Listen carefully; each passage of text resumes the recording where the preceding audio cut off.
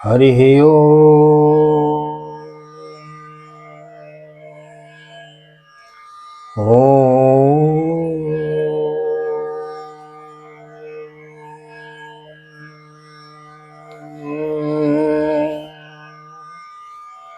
जय श्री राधे, जय श्री कृष्णा।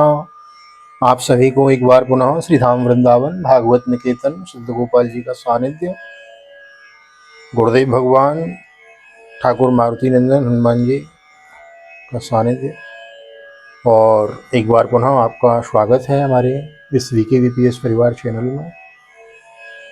फैमिली नित्य निरंतर बढ़ती जा रही है, परिवार इसके सदस्य बढ़ते जा रहे हैं, अच्छी बात है।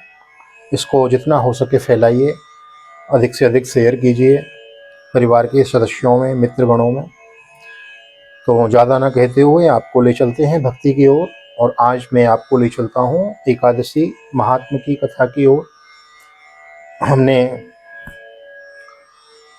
वैशाख मास चल रहा है, अभी तो कृष्ण पक्ष की भी कथा सुनी थी हमने एकादशी की। आज हम वैशाख मास के शुक्ल पक्ष की एकादशी मोहिनी एकादशी की कथा हम आज श्रवण करेंगे। एकादशी का बड़ा महत्व है जीवन में।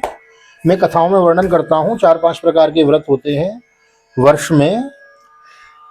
श्री कृष्ण जन्माष्टमी और रामनवमी, शिवरात्रि, नवरात्रि और एकादशी, ये 5 प्रकार के व्रत हैं। और जो अपने आप को वैष्णव मानते हैं, वैष्णव राम कृष्ण विष्णु के जो भक्त होते हैं वैष्णव कहलाते हैं, कंठी तुलसी की धारण करते हैं। अपने आप को जो वैष्णव मानते हैं तो वैष्णवों को एकादशी का व्रत अवश्य करना चाहिए। इन 5 में से एक व्रत अवश्य करना चाहिए। और एकादशी वैष्णवों की परंपरा में बड़ी निष्ठा, वैष्णवों की 3-4 में बड़ी परम निष्ठा है। एक तो एकादशी में, यमुना जी में और नाम में राधे कृष्ण कृष्ण कृष्ण राधे राधे, राधे श्याम श्याम श्याम राधे राधे। तो एकादशी भगवान कृष्ण के बाबा नंद बाबा भी करते थे। एकादश्याम निराहार समभ्यर्चो जनार्दन। तो भगवान कृष्ण के बाबा नंद भी परम वैष्णव थे, तो वह भी एकादशी करते थे। एकादशी वैष्णवों का एक बड़ा ही परम महोत्सव, उत्सव मान लीजिए। महीने में 2 बार आता है। तो आज एकादशी की कथा पे हम दृष्टि डालेंगे। तो आइए भगवान कृष्ण के चरणों में चलते हैं। आप दर्शन करें ठाकुर जी का और एकादशी की कथा को हम श्रवण करते हैं। वैशाख मास की शुक्ल पक्ष की एकादशी, मोहिनी एकादशी इसको कहते हैं।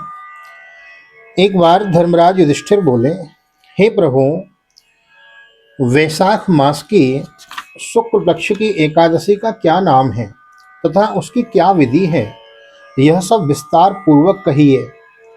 श्री कृष्ण भगवान बोले, हे धर्मनंदन, मैं आपसे एक पुरातन कथा कहता हूँ जिसको महर्षि वशिष्ठ जी ने श्री रामचंद्र जी से कहा था। श्री रामचंद्र जी बोले, हे गुरुदेव, आप मुझे कोई ऐसा व्रत कहिए जिससे समस्त पाप और दुख नष्ट हो जाएं। मैंने जनक नंदिनी श्री सीता जी के वियोग में बहुत दुख भोगे हैं, अतः अब आप कोई व्रत बतलाइए।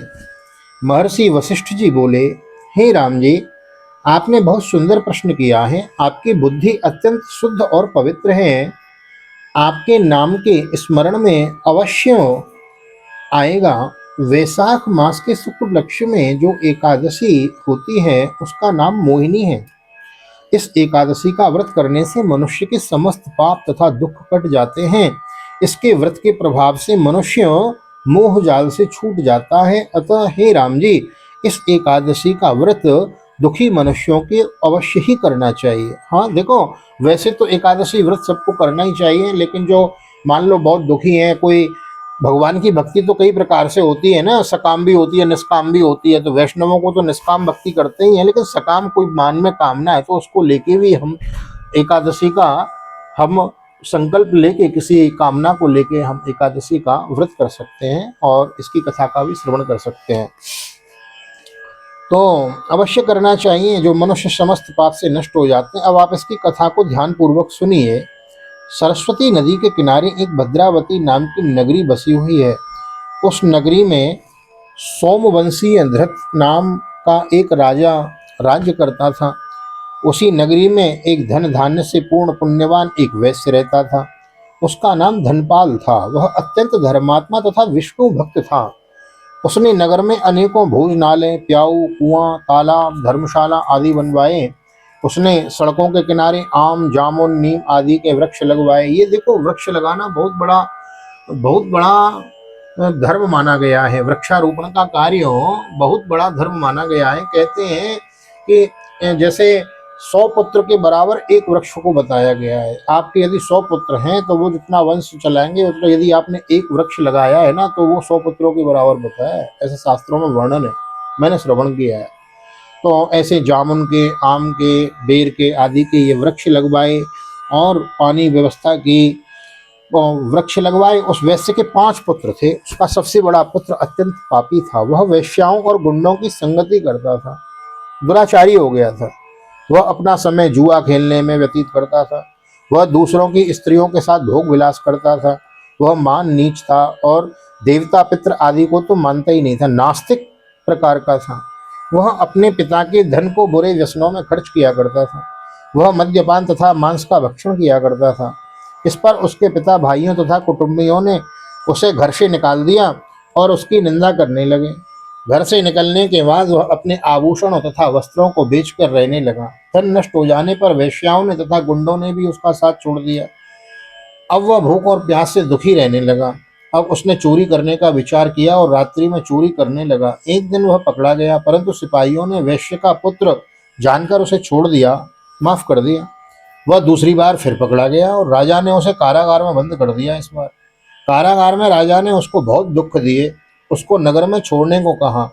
अंत में वह दुखी होकर नगरी को छोड़ गया और जंगल में पशु पक्षियों को मारकर खाने लगा।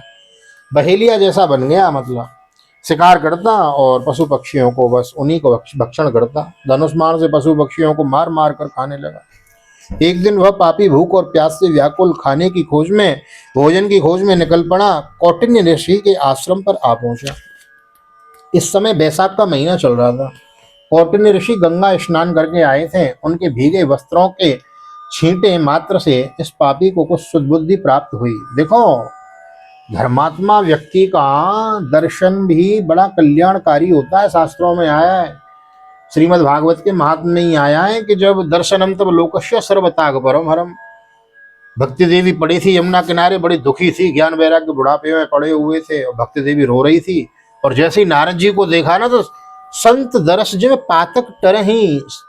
कोई कोई व्यक्ति ऐसा होता है जिसको देखते ही एकदम से मन ऐसा प्रसन्न हो जाता है, तो उसके अंदर ऐसे वाइब्रेशन होते हैं, उनसे हमारा कल्याण होने लगता है।